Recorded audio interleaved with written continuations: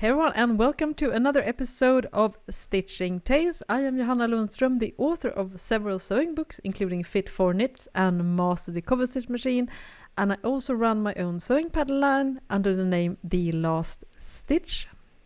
And my name is Malena Hjerpe, and I work as a freelance pattern maker, and I also create my own PDF patterns under the name Hazelhen Patterns. And in today's episode, we're going to pick up from a previous episode where we did a Q&A, and we got so many questions that we didn't actually have time for all of them, right, Malena? So now is the chance to finish those. And by the way, we love getting questions, so you can definitely email us at stitchingtalespod@gmail.com, and also you can drop us a comment on our Instagram account or as a comment on our YouTube channel. Both those are at stitchingtalespod. Or just send us a DM. Anyway is a good way. Yeah, anyway, it's a good way. Snail mail, some message in a bottle, throw it over the Atlantic. We just love to get questions because we love doing these episodes. So we are open for any type of questions, regardless if it's about sewing or maybe running a sewing business, or perhaps you're a little bit curious about what goes behind the scenes and get to know us a little bit better. Absolutely. Do you want to take the first question? All right, I will do that. Let me see here. This one is definitely a little bit interesting. It's Katie does sewing, and she says, I have some loose sweater knit. So how do you use that? I am scared if I cut it, it would just fall apart. And yeah, it's a tricky fabric. And just if you're not familiar with, I guess, the difference, we sometimes talk about sweatshirt fabrics, and then we talk about sweater knits. And sweater knit is basically a knitted fabric, and it can be very, very loosely knitted, or it can have patterns. So basically the finished product will look similar to knitted sweater. Right, Malena, is that, I guess that's the correct word of, so you can basically, without knitting, you can buy fabric on a roll that looks like it's knitted. I mean, it's basically just, I assume now, since we haven't seen this fabric, it's just with the like a lower gauge, like it's a chunkier knitted fabric. It could still be, I mean, single jersey knit as same as a thin t-shirt fabric, but if it's a chunkier yarn that has been knitted, it's more spacious. It looks like a more knitted, regular knitted sweater, so to say. But I mean, it's still a knitted fabric, and it's been knitted like. You buy it by the meter, so you need to cut it and sew it. But yeah, it's a little bit trickier to handle compared to a t-shirt fabric. Yeah, for sure, because there is definitely the one, I guess, common problem is the fact that it might unravel, for instance. I guess that's more common, especially, as you say, it's low gauge. Could you explain that a little bit for us that do not knit? I'm raising my hand. So on the knitting machine, gauge is the amount of needles per inch. So which means if it's a 3 gauge, there are 3 needles on an inch, and on a like really fine knit sweater there might be 16 needles, 16 gauge, like 16 needles per inch, which then mean they are a lot more fine and close together, so you get a more tightly knitted fabric compared to really like chunky knit. So that's the difference between gauge. So it's how many needles per inch, and the lower the gauge, like a 3 gauge, then it's like really chunky. If it's like 16 gauge, then it's like really fine knitted sweater, and if you go above 16, then it's like more of a t-shirt fabric, like single jersey. It can't be I mean, it's knitted per meter, so to say. It's not a sweater knitted that is like shaped, knitted, and then linked together as they do on real sweaters. So that's a little bit of knit technology nerding here. I love that, getting that information. I guess to translate that into hand knitting, so that means, you know, for the lower gauge, that would mean if you knit it with a larger needle, right? If I'm understanding it correctly. And if you use those tiny needles, that will be similar to the higher gauge. Yeah, exactly. Okay. Okay, that makes a lot of sense, but it's kind of opposite, right? Because when you think small, yeah. So, but it's the opposite. But I guess it's just trying to see myself. So basically, and I guess when we are mostly like thinking of sweater knits, those are usually the ones that you would think had been hand knitted with a larger needle. I guess those are the type of fabrics that could prove a bigger challenges when you're sewing, because as you say, Malena, these are not knitted as what they call cut pieces, because you work with that, right? When in the garment industry you can actually like knit a front and a back and a sleeve. So what is that called? So for difference. I mean, this is not really a correct terminology, I would say, but we call it in the like industry. I mean, you have jersey, which is basically then fabric knitted per meter. You cut, you sew. Usually more finer fabric, like I mean, just regular t-shirt fabric, basically. And then you have knitwear. Garments that are knitted into shapes. You don't cut, like, you know, it's not cutted out fabric. It is actually knitted as it's supposed to be, and then it is linked together, not sewn together. It's linked. So I will try to find pictures of these, because I worked a lot with, I mean, basically my whole career. I worked with both jersey and knitwear, and been to many suppliers that does knitwear, and it's just like completely different. It's a different world. In that sense. Jersey is more similar more similar to woven, like you cut and you sew. But knitwear, like that's a completely different set of machines, the way you're working, and I find it really fascinating. I really love it. So yeah, but here comes then the difficult part, that these kind of fabric are not really suitable to have knitted, like to be knitted per meter and to be cut and sewn, because they unravel, they untangle so easily then. To be honest, I have not sewn that much with like a heavy knitted fabric. Do you have any experience in that? Yes, I do. Yeah, I do. And I'm definitely going to post some pictures as well on our Instagram account, stitchingtalespod. Yeah, so as you say, Malena, the challenge is the unraveling, because you basically, whereas when you cut and sew, right, those edges are finished, just like you would do with when you knitted separate pieces by hand. So that means that if you cut the sleeve opening and the hem, you need to finish it in some way, because it's gonna unravel, unfortunately.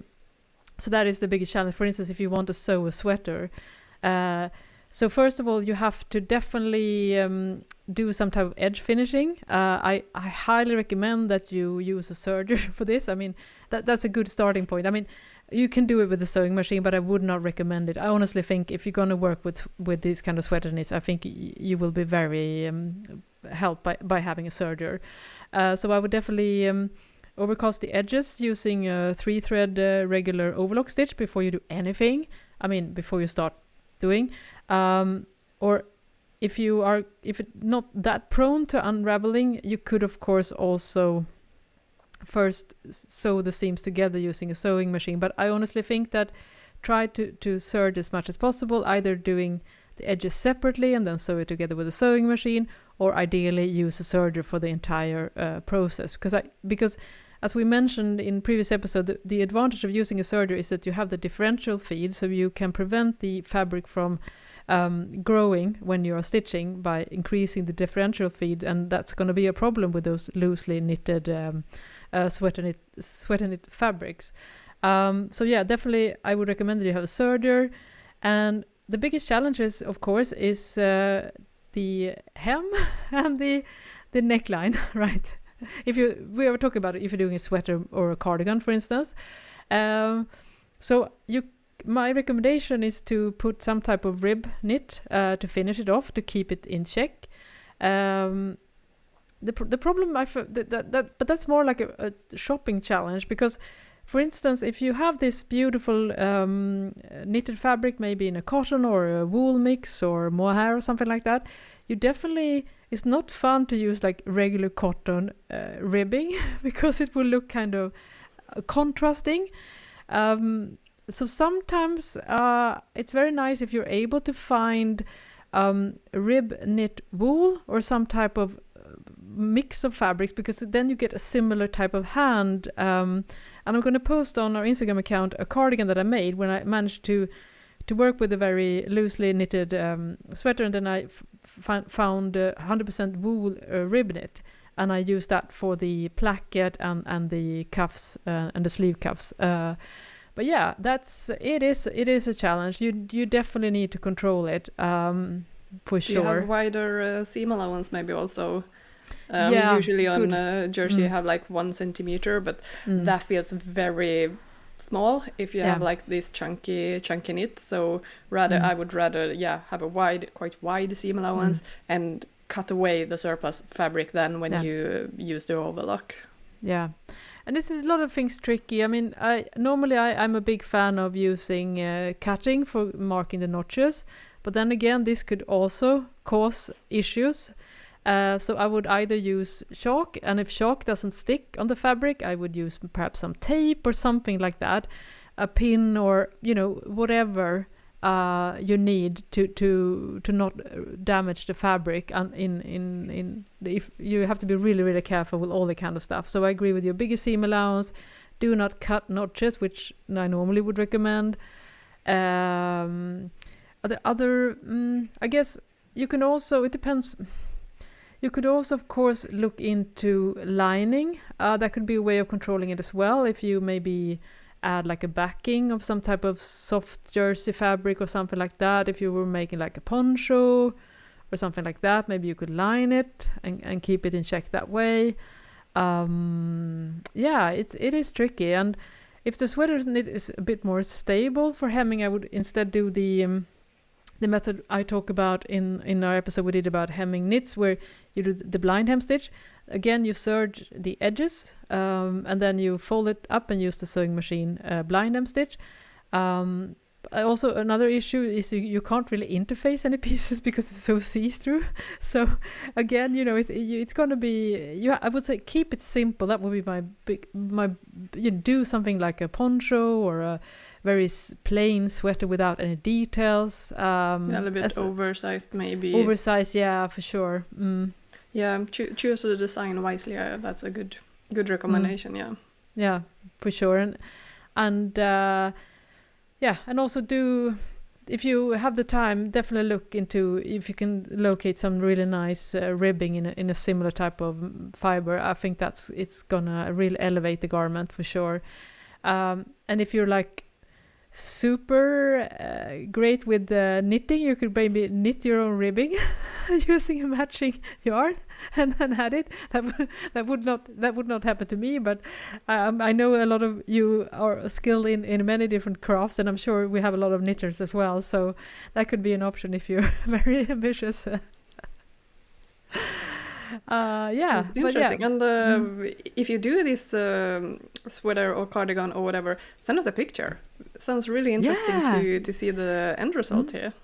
Yeah, I love that. And I will say, as I am definitely a fan of doing it myself, because I hate knitting, to be honest. I think it's so dreadfully time consuming, and I get neck problems and everything. So for me, a sweater knit is a way of cheating. So I have tackled this many times. So you're definitely not alone, kid, in this struggle. Some projects have fared better than others, so do not have too high expectations.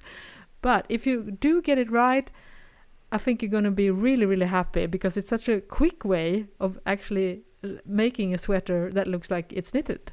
Yeah, definitely. Yeah, I saw on Instagram like a person is like, I want to get into knitting, but then again, I can sew a whole sweater in 1 hour. So sticking to the sewing part. Yeah. The only time I get really jealous of knitters is when they just pick up their knitting project wherever they are, on the bus, in the train, whatever, and just start to knit.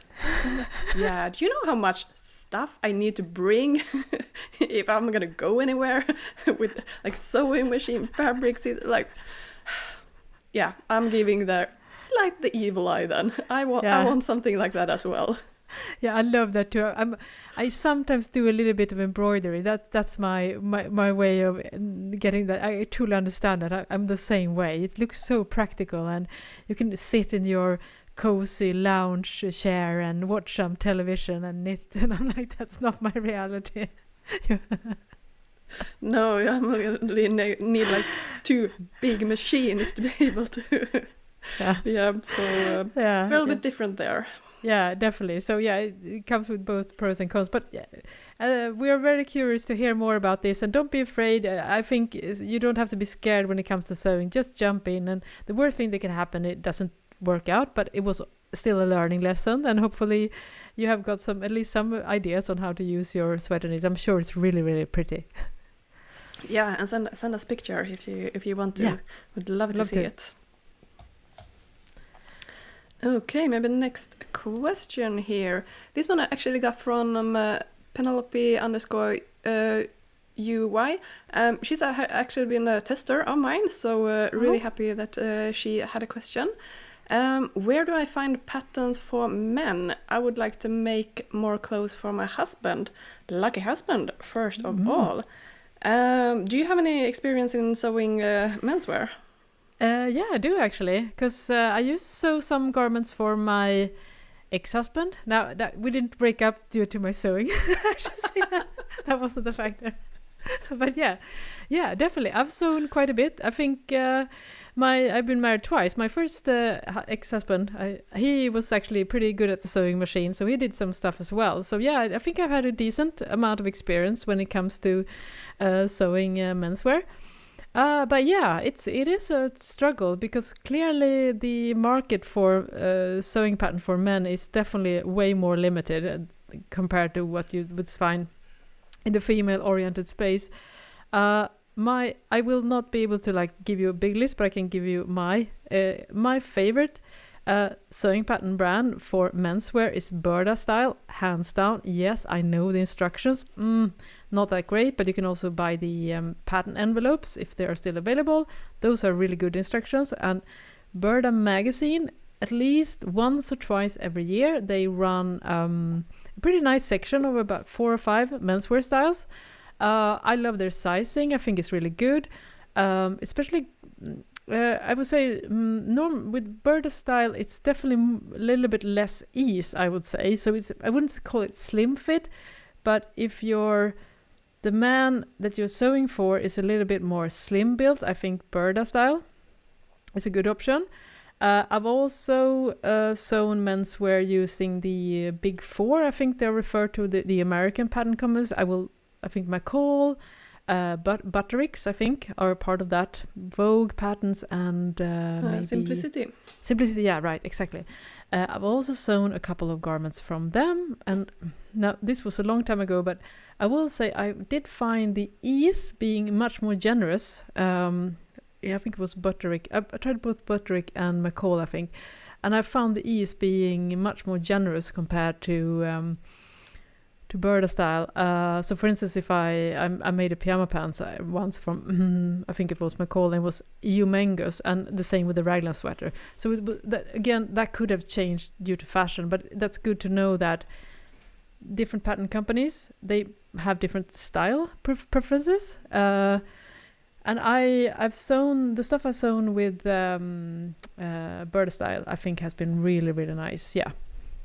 That sounds good. Yeah, I haven't sewn basically.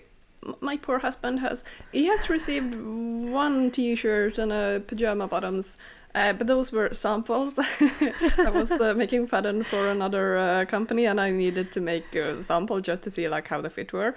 So he got those samples to try and do wearing tests on. But beside that, I have never sewn any menswear, so I have no idea about the pattern selections, what is out there. But my go-to is always the fold line. I mean, if it exists, it's there, I would say. They also have the Big Four pattern lines there as well. So I think that could be a good starting point to start to look. Yeah, because there are quite a few in the smaller sewing companies that are catering at least a couple of styles, for instance. And I love, because Follow also has like great filter function, so you don't have to like shift through all the suggestions. You can just, filter what type of, gender and style and whatever. So that's really, really helpful. Very, very good tip.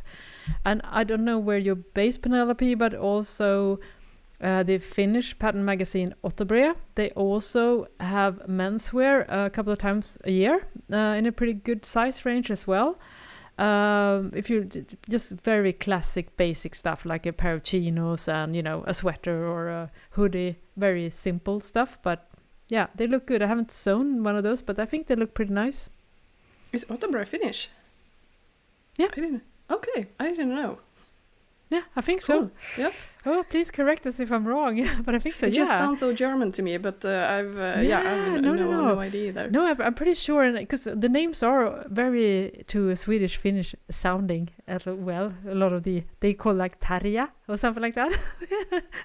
The pattern names, so I just assume it's Swedish Finnish. Yeah, and I'm sure now that you out there that are listening are definitely perhaps have a better grasp on what type of pattern companies, especially if we would love to also get some indie or smaller sewing pattern names that would get a nice shout out, of course. So definitely drop us a comment over at Stitching Tales Pod or on YouTube channel if you have any suggestions. Spread the word for sure and help Penelope and other that want to sew more for men for sure.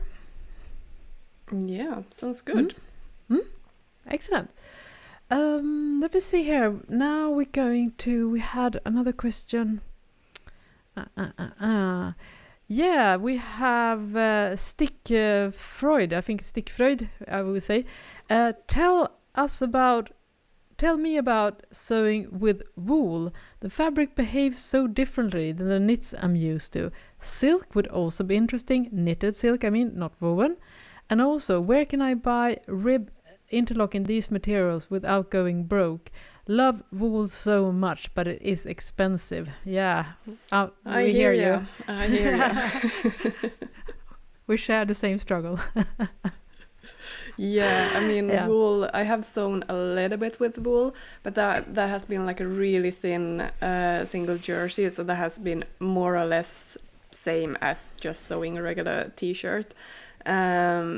So for me, it was not that big of a difference.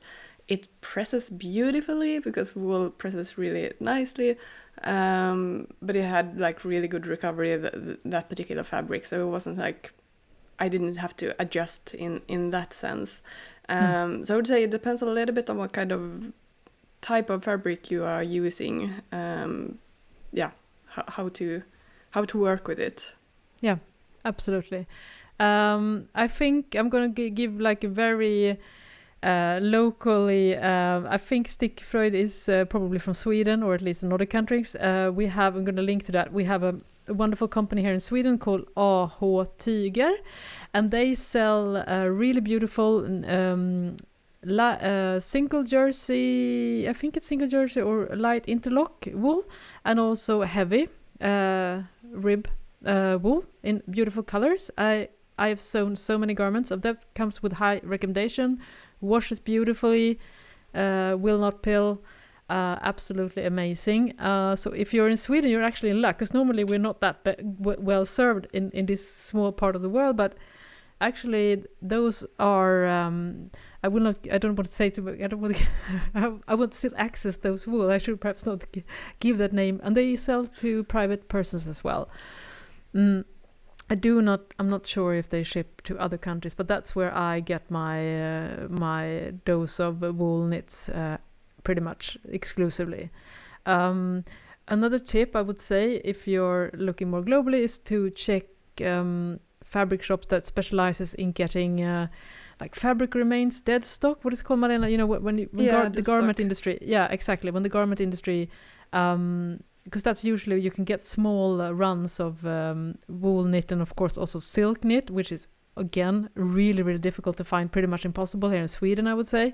But yeah, check those companies, and they're quite a few. They do have a decent online presence, and yeah, I'm gonna say, yeah, you will go broke on buying wool and silk, but you will not regret it because you can either buy great wool and you will have garments from years and years and years to come, or you can buy something cheap and it will peel and wash out color and all that stuff.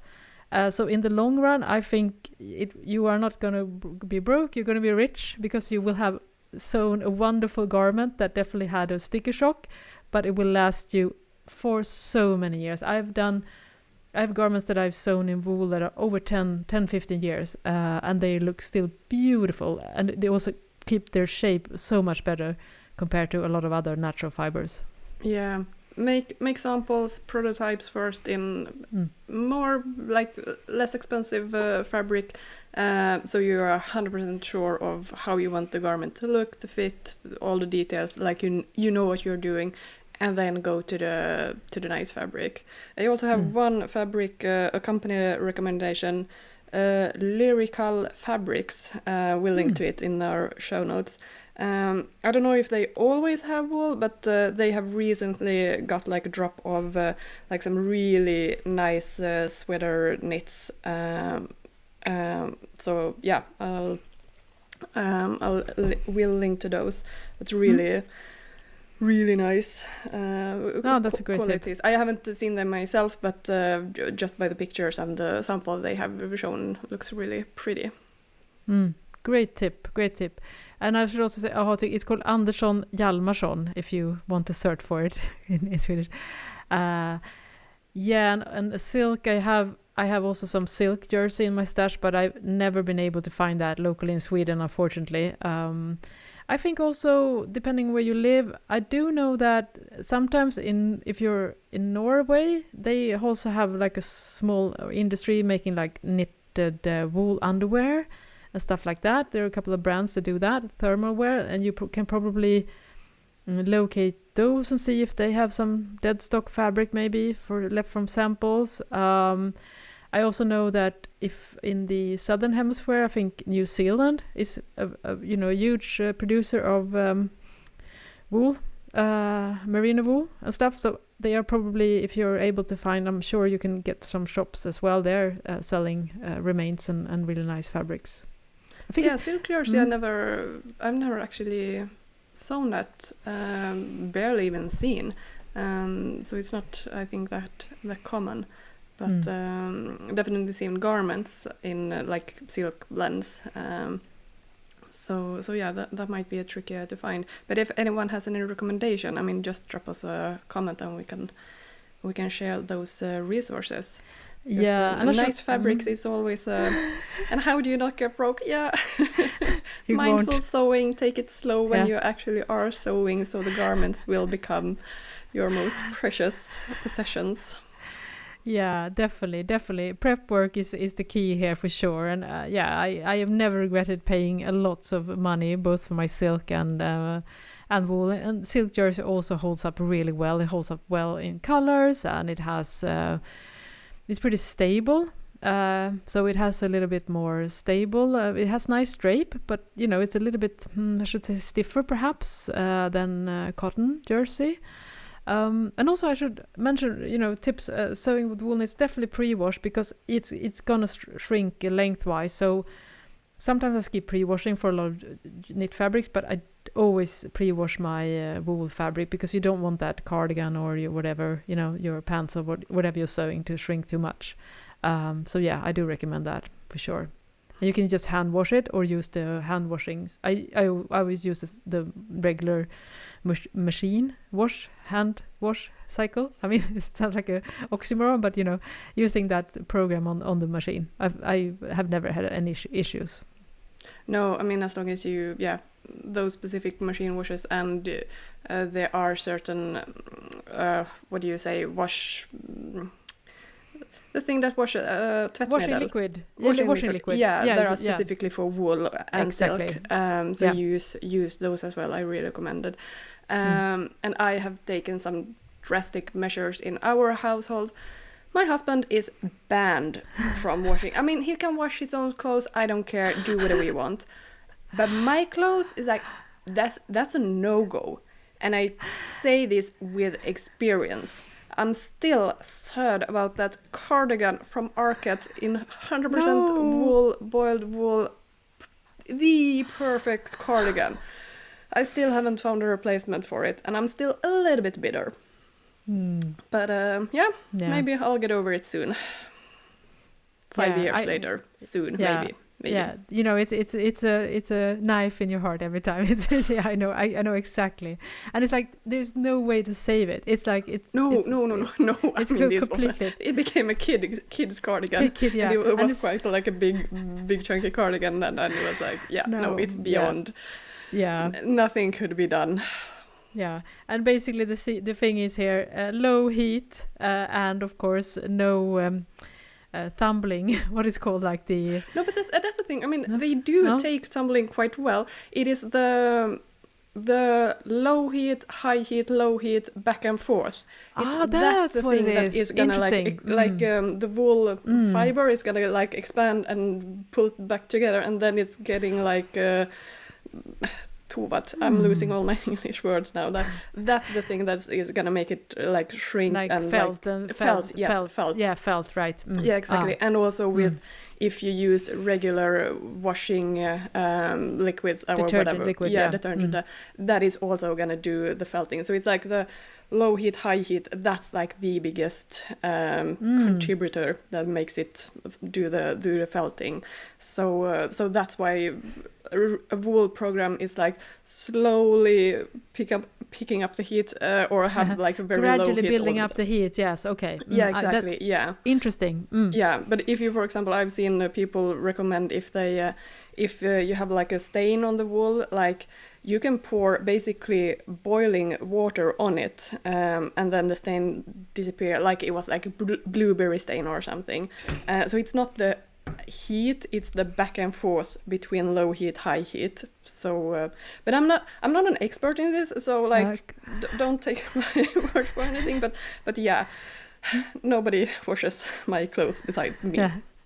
I will say you gave me a better explanation than I've ever heard before, so I'm going to crown you the Stitching Tales expert on wool programs on the machine, because I had no idea about this, that was a factor. I just thought it was the high heat and friction, but yeah, that's interesting. I mean, that's very helpful as well. Yeah. The first time I washed my when I was in school, a teacher asked us, so like, how do you think the fine program on your washing machine is? And I was like, I can tell because I have been sitting and watching my machine wash my fancy clothes, because I was like terrified that it's gonna be destroyed. So it's like a lot more water.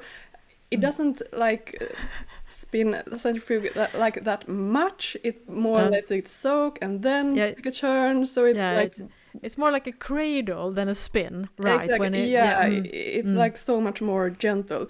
So I have had traumatic experiences. Let's just put it like that. To me, it sounds like you're an expert. I mean, I'm blown away by your attention to details here. Who knew?